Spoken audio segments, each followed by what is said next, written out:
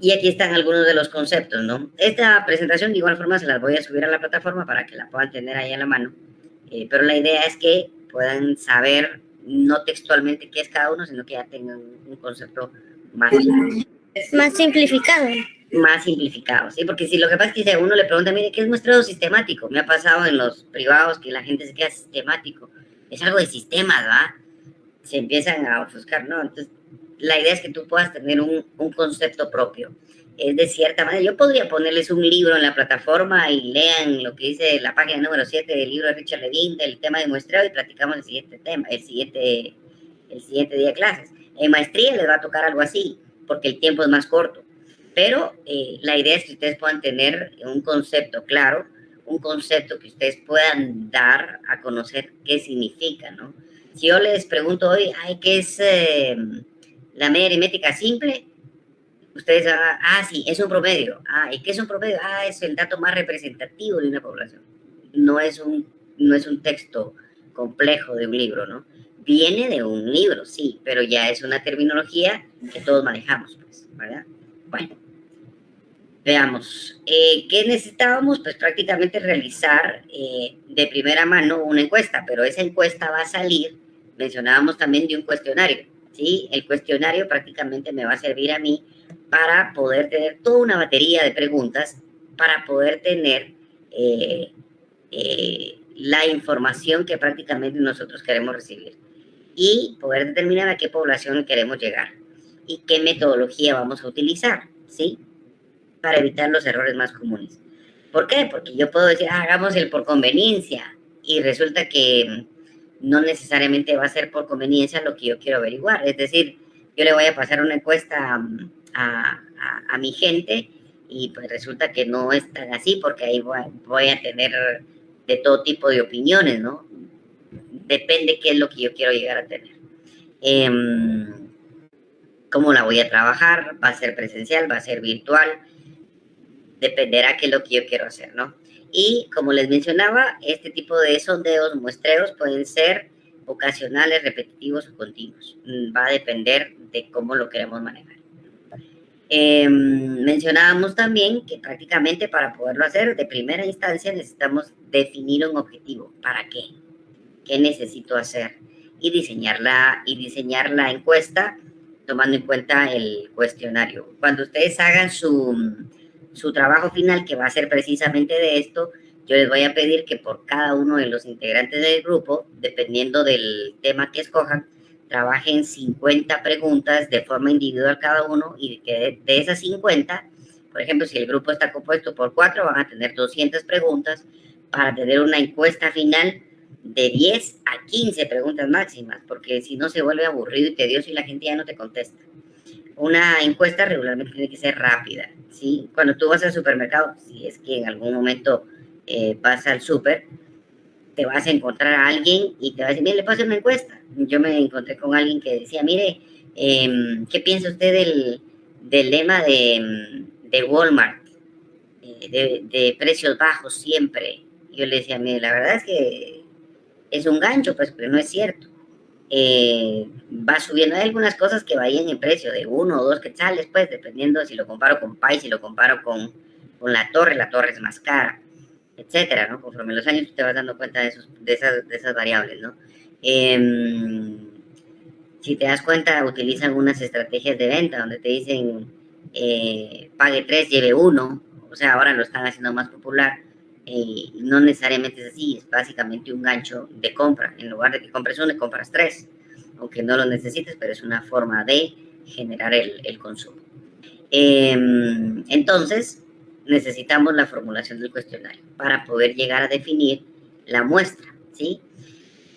Cuando nosotros tenemos la encuesta, entre comillas, final, necesitamos hacer algo que se conoce como muestra preliminar piloto.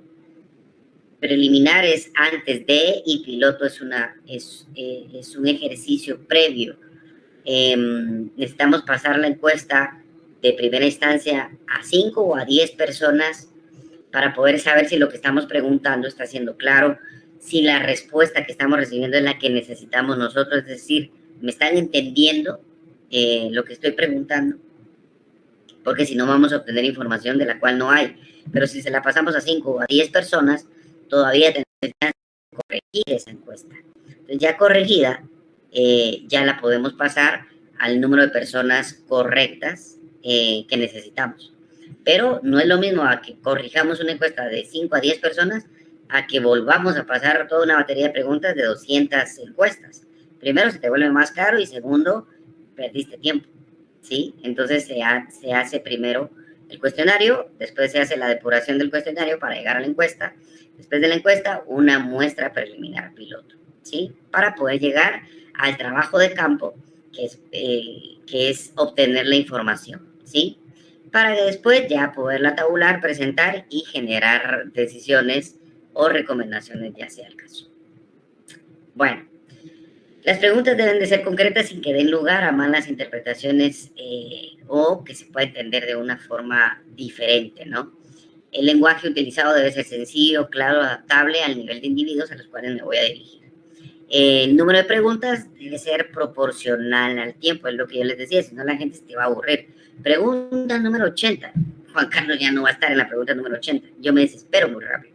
A mí dígame 5 o 10 preguntas y se las contesto, pero de ahí para adelante le digo, mire, gracias, permiso y me voy. O sea, no tengo la paciencia o muchas veces el tiempo. No es ser descortés, sino que realmente vas con prisa. Y se debe seleccionar las preguntas que permitan ordenar la información a como la queremos recibir, ¿sí? ¿A qué me refiero con eso? En algún punto te vas a encontrar con preguntas que te generan esa cierta incertidumbre de que ¿será que le estoy haciendo la pregunta tal como es? ¿Será que me entendió o no me entendió? Entonces, debes de ordenarla, seleccionar las preguntas, ¿sí? Y que pueda ser un lenguaje claro y sencillo. Eso me lleva hace algún tiempo a una anécdota ¿cómo dicen en un anuncio? Es el hermano del primo de un amigo, donde mandó a hacer una pregunta, pero la mandó a hacer un poco compleja, ¿no? Cabalmente para estas fechas del 14 de febrero mandó un arreglo de rosas y le puso en la tarjetita déjame conquistarte a la patoja, ¿no? Entonces él llamó después de un par de horas para saber si lo habían recibido y la patoja le dijo, sí lo recibí y sí quiero ser tu novia, pero el papelito no decía quieres ser mi novia, el papelito decía déjame conquistarte, ¿no? Es diferente, indirectamente era invitarte al cine, invitarte a un café, como el proceso de conquista, pero por lo menos para él en ese tiempo salió ganando, ¿no? Se ahorró toda esa parte del cortejo, pues, o sea, pero depende de cómo quieras dar a conocer la pregunta y qué quieras responder. Puedes llegar a salir ganando o puedes llegar a salir perdiendo. Entonces, tus preguntas deben de ser claras y directas y en un lenguaje que se puedan entender. Y un número que te permita poder tener la información y que te puedan responder, ¿sí? Bueno. ¿Qué necesitamos? Prácticamente determinar el tamaño de la muestra, ¿sí? Siempre va a generar un grado de confianza o de confiabilidad que va relacionado a un valor de Z, ¿sí? ¿A qué me refiero con un valor de Z? Es una tabla de números aleatorios que vamos a utilizar más adelante cuando lleguemos a un tema de probabilidades, porque todo esto también va relacionado a probabilidades. Los números aleatorios son básicamente números al azar y alguien dentro de la historia se dio a la tarea de poder hacer una tabla que ya está predeterminada, ¿no? Y que te genera el número de confianza que necesitamos utilizar. Hay un nivel de confianza de un 95, un 90 y un 85%. Pero yo les podría decir, si yo voy a hacer un muestreo, pues yo necesito decirles, mire, si manejamos un 85%, pues me van a decir maneje un 90%. Pero en promedio se debe manejar un 95% de confiabilidad de los datos, ¿sí? Obviamente teniendo un tamaño de error aceptable, que en este caso pues podríamos manejar un 5%, ¿sí? Bueno, ¿qué más? Vamos a pasarnos a esta otra lámina. Y aquí es una tabla de la determinación de la muestra. Esta ya está prediseñada. ¿A qué me refiero? N mayúscula va a ser lo que representa el universo. Y N minúscula es la muestra. Y aquí entra un término que es a menor universo, mayor muestra. ¿A qué me refiero? Si tu universo es pequeño, tu muestra debe de ser grande. Si mi universo yo sé que son 10 personas, bueno, que estemos a 10. Porque, pues obviamente, si no, mi muestra no va a ser representativa en volumen, ¿sí? Si mi universo va creciendo, mi muestra va a ir reduciéndose, ¿sí? Aquí tengo un universo de 30, mi muestra se vuelve 28. Un universo de 85 personas, mi universo se vuelve de 70. ¿Qué pasa con universos de 8.367? Con universos más grandes, pues obviamente mi muestra va a ser más pequeña. La terminología de universos, existen dos, que es el universo finito y el universo infinito, ¿sí? ¿Quién se recuerda de universos finitos y universos infinitos? Eso prácticamente lo vimos dentro de la carrera. Mande, a ver, cuéntame. Licenciado, lo finito, por lo que yo tengo en mente, es cuando es algo que se puede contar, es algo que nosotros podemos contar. Por ejemplo, en una cocina, las sillas, eso es finito porque podemos observarlo y lo podemos contar. Lo infinito es algo que nosotros no tenemos como la cantidad exacta y nunca vamos a lograr contar, como granitos de arena, arroz, frijol. En esos aspectos, el sol incluso también entra en este aspecto, las estrellas, es algo que nosotros no podemos contar, y ahí también sería como que toda la población del mundo, todos los gustos. Entonces ahí es donde sacamos la muestra, tal y como hemos estado aprendiendo ahorita, que sacamos la muestra para tener un concepto sobre datos infinitos. Y después, si nos vamos dirigiendo a ciertas zonas, ya lo podemos hacer como finito de acuerdo a lo que estamos teniendo de trabajo de investigación. Buenísimo, gracias Juan Pablo, exactamente, tal como lo dice Juan Pablo, universos que se pueden contar y no se pueden contar, académicamente hablando, se refieren a eso, ¿no? Sí, pero no. De la pregunta que había hecho, licenciado, respecto a cuáles eran las muestras que podían categorizarse como finitas e infinitas, y creo que una manera fácil de identificarla también es, por ejemplo, cuando es algo continuo, ¿verdad? Y que no para algo infinito, puede ser un proceso de una producción o algo así. Y también, por ejemplo, la población mundial, que es que siempre va a ser cambiante, la población en algún lugar en específico, van a haber personas naciendo, personas muriendo, entonces nunca realmente va a poder contarse. Ok, perfecto, muchas gracias. ¿Qué más? ¿Qué más se les ocurre?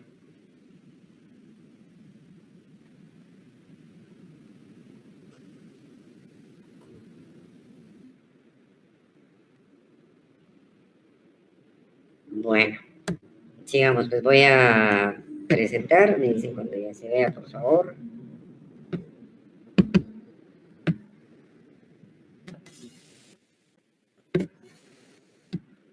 Ya se ve, Lick. Ya se ve. Ok, bueno, entonces aquí prácticamente tenemos un parámetro de muestra, ¿sí? Es decir, conforme va creciendo mi universo, mi muestra, si se dan cuenta, pues va disminuyendo. 3.500, 346, 4.351, 7.364, etcétera, ¿no? Si lo vemos de esa forma, de universos finitos e infinitos, los finitos pues decíamos que se pueden contar y los infinitos no. Hablábamos muy bien, como lo que ustedes decían, de población mundial, etcétera, ¿no? Es decir, no es que no se puedan contar poblaciones infinitas, o sea, sí se pueden contar, lo que pasa es que es demasiado tiempo, pero les podría decir yo que a partir de 100.000 elementos, tal como lo dice aquí en la tabla, no sé si si esta cosa baja para que se deje ver, ahí está, de 100.000 elementos, ya prácticamente se vuelve un universo infinito. No es que no se pueda contar, sino que tiene un número que ya es, no difícil, pero ¿cuál sería la palabra? Demasiado tiempo para poderlo realizar, ¿no? Entonces, a partir de 100.000, se considera una población infinita. Y lo podemos denotar porque ya llegamos al tema de las fórmulas, ¿sí? Esta es la muestra de poblaciones infinitas. Les voy a molestar que puedan anotar donde tengan donde apuntarlo en su computadora para poder realizar un cálculo y poder realmente definir el valor que es para muestras infinitas. El valor que le vamos a poner a Z es de 1.96, ¿sí? En la siguiente clase se los voy a mostrar por qué es que es 1.96, pero no quiero hacerles muchas bolas ahorita. Pero ahorita lo que quiero es como determinar, o mejor dicho, explicar la fórmula, ¿sí? Aquí sería 1.96 elevado al cuadrado, ¿sí? El valor de Z. Multiplicado por P y Q. ¿Qué es P? Para mí va a ser el éxito. Y Q va a ser el fracaso. ¿A qué se refiere con éxito y fracaso? Si hablamos de preguntas, éxito va a ser cuando yo tenga una respuesta positiva o que me digan sí, y fracaso va a ser donde yo tenga una respuesta negativa, donde me digan no, ¿sí? Entonces, éxito y fracaso. Para el cálculo de la muestra, P va a representar un 50% o 0.5 y Q va a representar un 50% o 0.5, ¿sí? Bueno, para el nivel de error, que es lo que va a representar la letra. ¿Qué manda? ¿Podría repetir, disculpe? Sí, con gusto. Les mencionaba que la letra Z representa el nivel de confianza y lo vamos a indicar con 1.96. Matemáticamente se los voy a explicar en la siguiente clase para no perderlos y abrumarlos tanto con números, pero le vamos a dar un valor de 1.96 y lo vamos a elevar al cuadrado. El éxito y el fracaso van a estar representados por P y por Q. P es éxito y va a tener una ponderación de un 50% o 0.5. Y Q, de igual manera, va a representar el fracaso y va a valer 0.5 o 50%. Y la letra E tiene la connotación del nivel de error, es decir, el 5%. Matemáticamente va a ser 0.05 y lo vamos a elevar al cuadrado. ¿Sí? Bueno, aquí les voy a poner ya los valores, ¿sí? Que son de lo que conlleva la fórmula. Les voy a pedir que me puedan hacer el cálculo de esta muestra, por favor. Les voy a dar un par de minutos. Mande, alguien por ahí levantó la mano. Una pregunta, licenciado. ¿La E qué significa? Me dijo, perdón. La E significa error. Ah, bueno, gracias. Se los voy a volver a repetir. Z es nivel de confianza, P es éxito, Q es fracaso y E es error.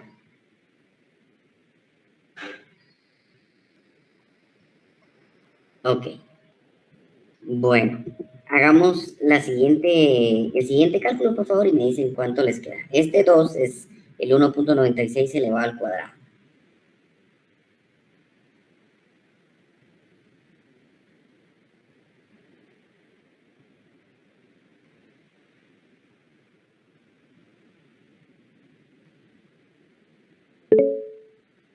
¿Mandé?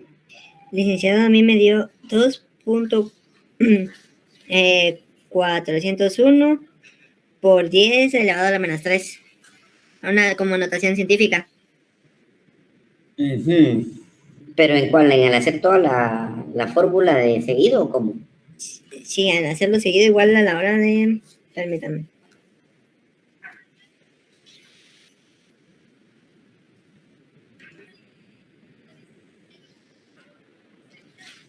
.2401.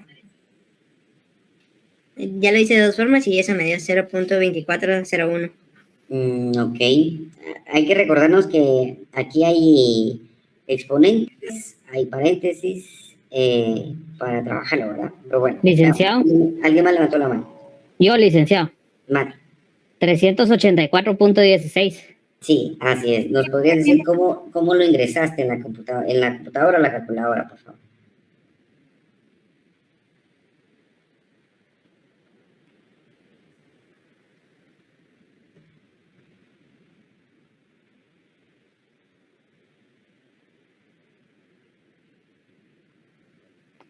Claro que sí. 1.96 al cuadrado por 0.5 por 0.5 dividido 0.05 al cuadrado. Y esa fue mi respuesta, 384.16. Ah, ok. De una vez de corrido en la calculadora. Exacto, de una vez de corrido en la calculadora. Va, perfecto, muchas gracias. Miren, muchas veces va a depender del modelo de la calculadora que tengan, pero si lo hacen de corrido, yo les diría, hagan esta parte de primero, ¿sí? Y la graban en memoria. Es decir, eleven el 1.96 al cuadrado y les va a dar una respuesta, ¿sí? Lo pueden guardar en la memoria. Multiplican el 0.5 por 0.5 y jalan la memoria y la guardan. Después, en la parte de abajo, pueden realizar el 0.05 elevado al cuadrado, jalan la memoria y lo dividen dentro del resultado que obtuvieron. Va a depender de cómo lo ingresen a su calculadora, ¿sí? Y la respuesta efectivamente es 384, ¿sí? Y si yo retrocedo a la tabla, ustedes se dan cuenta aquí, está el 384 al final, donde precisamente está el número opuesto de 100.000 personas, ¿sí? Entonces, mi muestra para ese valor es de 384, ¿sí?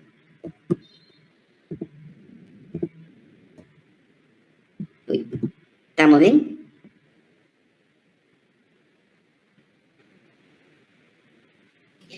Licenciado, una pregunta. Acá cuando nos quede, por ejemplo, un decimal, si lo aproximamos y queda arriba del 5.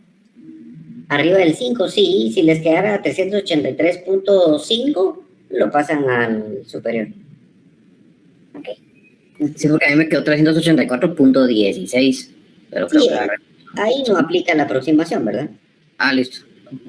O sea, yo sé que se queda igual, pero digamos a la hora de hacer algún ejercicio lo dejamos sin los decimales. No, sí. Si lo hacen en la calculadora o computadora, quiten los decimales y ya va a decidir si aproxima o no aproxima la misma calculadora, ¿verdad? Le pueden poner fix 0 y a ella misma aproxima. Y en la computadora igual, ¿verdad? Ok. Esto es para poblaciones infinitas, es decir, ese valor va a ser siempre que no conozcamos el tamaño del universo, ¿sí? Que no lo conozcamos o que sea demasiado grande, ¿sí? Para cuando es un muestreo. Ahora, porque tenemos que hacer la diferencia cuando es un censo, ¿verdad? Porque un censo es totalmente diferente. El censo sí se toma toda una población y pues prácticamente ahí no hay muestra, no hay nada en particular. Bueno, ahora veamos para cuando nosotros sí conocemos la muestra, el universo, perdón. Bueno, la fórmula aquí prácticamente va a cambiar, ¿sí? Y voy a... Este de 14.768 personas va a ser el ejemplo. La fórmula es N, otra vez lo mismo, P por Q, dividido el error que está dividido entre el nivel de confianza y está elevado al cuadrado. Esta es una elevación, por favor. Más, nuevamente, P por Q dividido N, que N es el universo, ¿sí? Entonces, ¿qué necesito que hagan? En la parte de arriba coloquen 0.5 por 0.5. En la parte de abajo va a ser el 5% o el 0.05 dividido 1.96 elevado al cuadrado más, otra vez, 0.5 por 0.5 dividido, ¿qué valor debería de ir en N? Los 14.768 personas. Las 14.768 personas. Entonces, ahí está, ya sustituye el valor. Ahora díganme cuánto les queda el resultado de esa fórmula.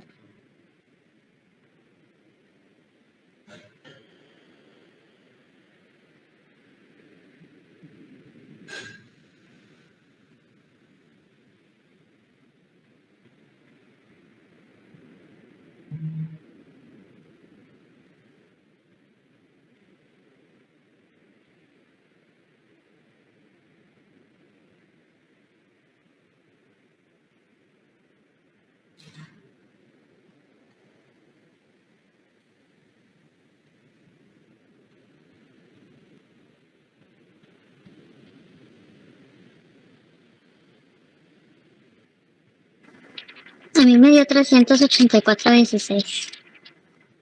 Ujú, Igual a mí, licenciado. ujú. A mí también, licenciado. 384.16.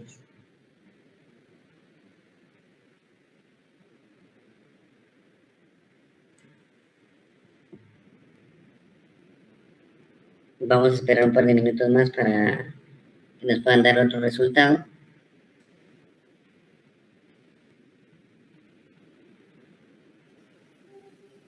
A mí me dio 374.42.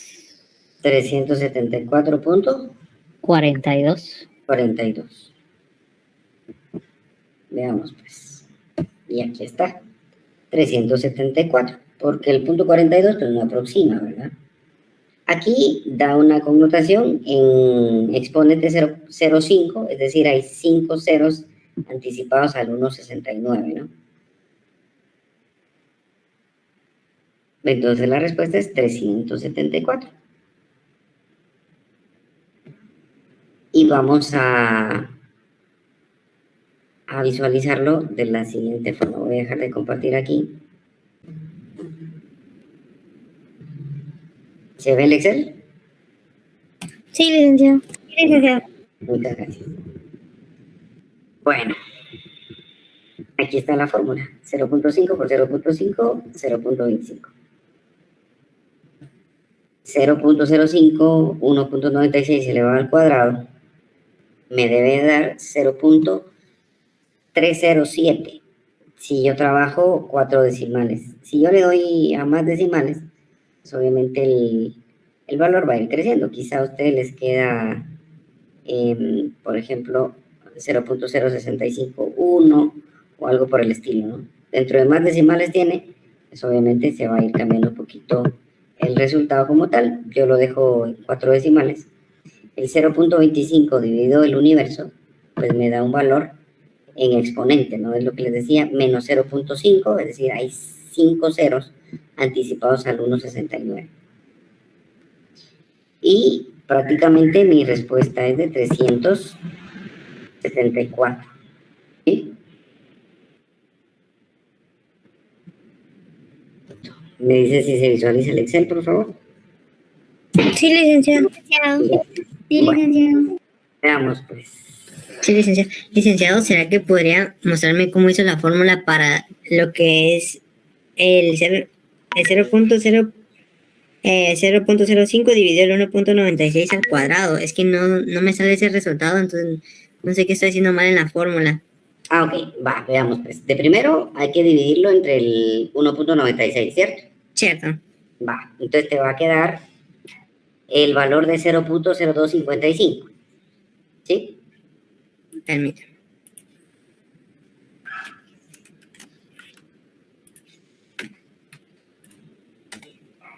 Sí, ya.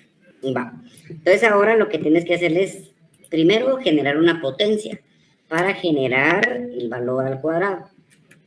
Y vas a poner potencia y vas a poner la celda que necesitas, ¿sí? Que en este caso, en mi caso es M14. Y le vas a dar en número, le vas a poner punto y coma o coma, dependiendo de cómo esté tu Office, y le vas a dar 2. 2 quiere decir que lo eleve, ¿no? Sí, ya. ¿Sí? Ya me salió. Ahora Gracias, sí. licenciado. Va. Sí, gracias. Ok. Entonces nos dio 374, ¿sí?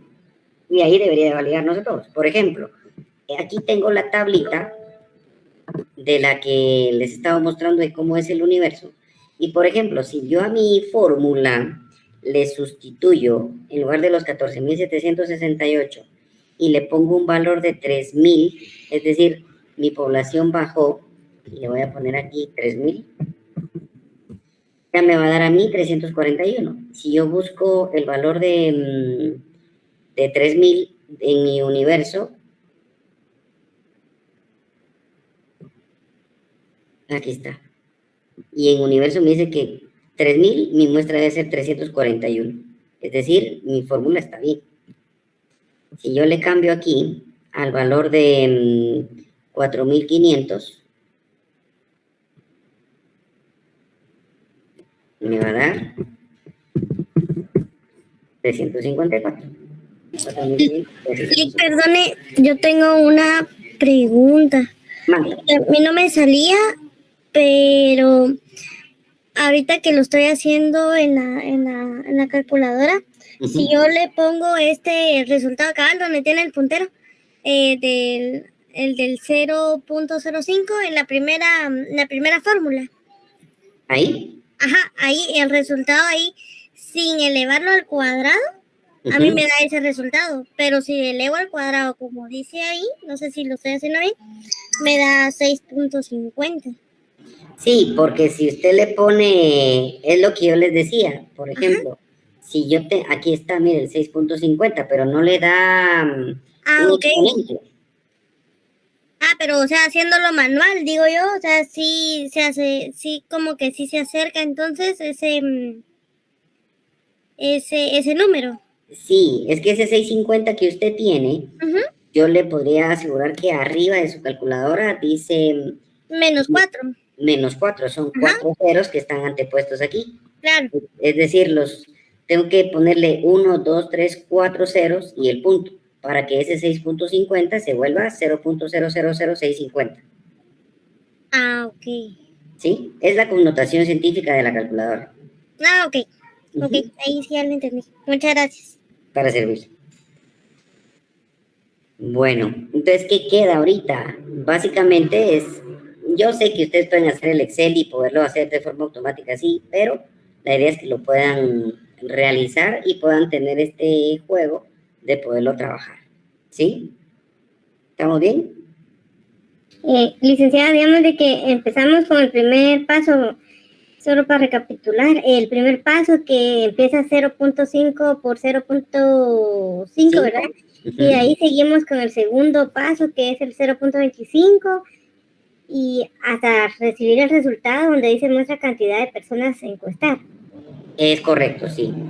Miren, yo regularmente, si ustedes quieren ingresar todo esto a la computadora o a la calculadora, pues se puede, pero regularmente procuro como llevarlos de paso en paso para que no se pierdan y trabajarlo por bloques. El 0.5 por el 0.5, o sea, trabajo primero el numerador y en la parte del denominador trabajo esta parte, ¿sí? Y lo coloco aquí y después lo elevo al cuadrado. Y después sigo con el otro bloque, ¿sí? Para